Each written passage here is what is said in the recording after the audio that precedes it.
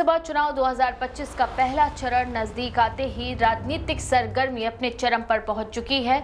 मौसम के बिगड़ने और मोंथा चक्रवात के प्रभाव से भले ही प्रचार अभियानों की रफ्तार थोड़ी धीमी हुई हो, लेकिन राजनीतिक दलों की रणनीतियों में कोई ठहराव नहीं आया।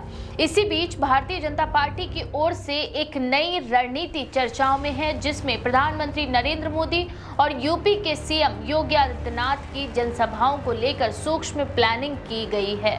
पार्टी के अंदरूनी वॉर रूम से छनकर आई ये जानकारी बताती है कि कैसे भाजपा अपने दो सबसे बड़े स्टार प्रचारकों की उपस्थिति को अधिकतम प्रभावी बनाना चाहती है। राज्य के कई हिस्सों में चक्रवात के कारण हेलीकॉप्टर उड़ान नहीं भर सके, कई सभाएं स्थगित करनी पड़ी, लेकिन भाजपा के रणनीतिकारों ने इस स्थिति को एक मौके में बदलने की कोशिश की है। उनका मानना है कि जब मौसम के कारण प्रचार रुका है, तो अब मैदान में उतरने का हर पल और भी अहम हो जाता है।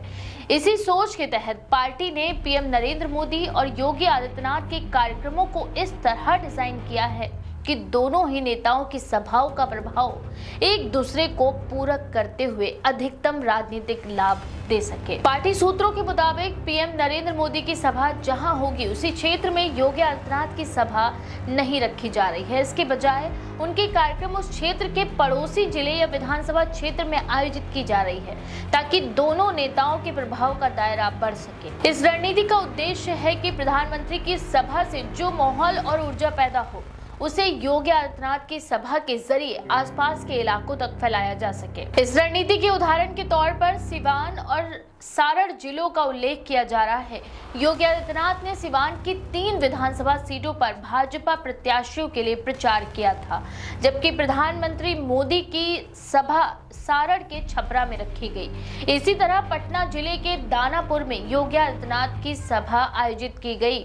तो 2 नवंबर को प्रधानमंत्री मोदी के पटना शहर में रोड शो का कार्यक्रम तय किया गया। इसका सीधा अर्थ ये है कि दोनों नेता एक ही क्षेत्र में अलग अलग समय पर पहुंचकर प्रभाव का विस्तार कर रहे हैं, जिससे मतदाताओं में उत्साह बना रहे और विरोधी गठबंधन को कोई खाली मैदान न मिले। मुजफ्फरपुर जिले की स्थिति भी इसी पैटर्न पर रखी गई है। यहाँ 30 अक्टूबर को प्रधानमंत्री नरेंद्र मोदी की जनसभा मोतीपुर में हुई थी, जिसमें उन्होंने विपक्ष के छठ ड्रामा वाले आरोप पर तीखा जवाब दिया था। सभा में जबरदस्त भीड़ और माहौल को देखकर भाजपा रणनीतिकारों ने तय किया है कि इस प्रभाव को कायम रखने के लिए जल्द ही योगी आदित्यनाथ की सभा भी यहां कराई जाए। तय कार्यक्रम के अनुसार 3 नवंबर को सीएम योगी मुजफ्फरपुर पहुंचेंगे और भाजपा प्रत्याशियों के समर्थन में जनसभाएं करेंगे। हालांकि सभा स्थल अभी अंतिम रूप से तय नहीं किया गया है, लेकिन ये स्पष्ट कर दिया गया है कि इसका उद्देश्य मोदी की सभा से उत्पन्न उत्साह को बनाए रखना और उसे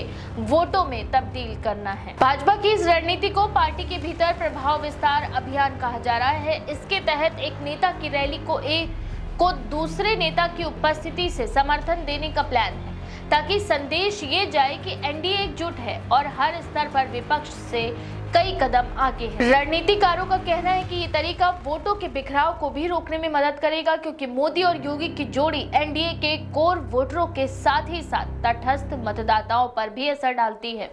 भाजपा के स्टार प्रचारक योगी आदित्यनाथ के अब तक जिन जिलों में कार्यक्रम तय किए गए हैं, उनमें दानापुर, सहरसा, रघुनाथपुर, शाहपुर, बक्सर, लालगंज, अगिआंव, दरौंदा और बड़हरिया शामिल है। वहीं प्रधानमंत्री नरेंद्र मोदी की सभाएं समस्तीपुर, बेगूसराय, मुजफ्फरपुर और छपरा में हो चुकी है। 2 नवंबर को वे नवादा और आरा में जनसभाएं करेंगे और पटना में रोड शो भी प्रस्तावित करेंगे। इसके बीच 3 नवंबर को उनकी सभाएं कटिहार और सहरसा में होंगी, जबकि 6 नवंबर को वे भागलपुर और अररिया में रैली करेंगे। छठ पर्व के अवसर पर पीएम नरेंद्र मोदी के भाषण के बाद भाजपा ने देखा कि लोगों में एनडीए के प्रति धार्मिक और सांस्कृतिक जुड़ाव की भावना बढ़ी है। इसी भावनात्मक लहर को बनाए रखने के लिए योगी आदित्यनाथ को मैदान में उतारा जा रहा है। पार्टी को उम्मीद है कि उनके सख्त प्रशासक की छवि और हिंदुत्ववादी अपील बिहार के पारंपरिक वोटरों को एकजुट करने में मदद करेगी। बीजेपी के अंदर भी ये चर्चा है कि इस बार बिहार चुनाव सिर्फ स्थानीय समीकरणों पर नहीं, बल्कि नेतृत्व बनाम नेतृत्व की लड़ाई के रूप में देखा जा रहा है।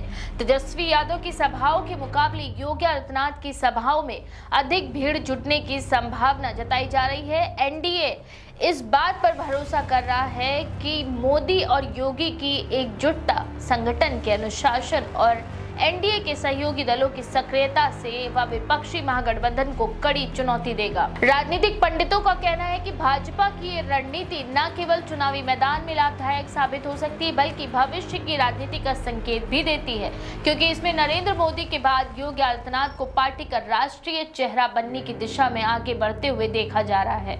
यही वजह है कि बिहार चुनाव के दौरान योगी की रैलियों को सिर्फ प्रचार नहीं, बल्कि यूपी मॉडल की उपस्थिति के रूप में भी देखा जा रहा है। योगी आदित्यनाथ ने खुद सोशल मीडिया पर बिहार की जनता के लिए संदेश दिया है कि नए बिहार में नौकरी भी है, रोजगार भी है, निवेश भी है और विकास भी है। उनके इस संदेश को भाजपा के कार्यकर्ता लगातार साझा कर रहे हैं और इसे पीएम मोदी की विकास योजनाओं से जोड़ रहे हैं। इससे साफ संकेत मिल रहा है कि भाजपा बिहार में विकास और राष्ट्रवाद दोनों को अपने दो प्रमुख चेहरों के माध्यम से जोड़ना चाहती है। बिहार चुनाव के इस मौसम में भाजपा की दोहरी रणनीति यानी मोदी की विकास यात्रा और योगी का जन संवाद अभियान राज्य के चुनावी परिदृश्य को बदलने की क्षमता रखता है। मोंथा चक्रवात के कारण प्रचार कुछ दिन थमा जरूर था, लेकिन अब भाजपा का चुनावी इंजन फिर से पूरी रफ्तार पकड़ चुका है और इस बार उनकी ड्राइविंग की सीट पर नरेंद्र मोदी और योगी आदित्यनाथ की जोड़ी है। एक साथ पूरक और लक्ष्य सिर्फ एक, एनडीए की जीत सुनिश्चित करना।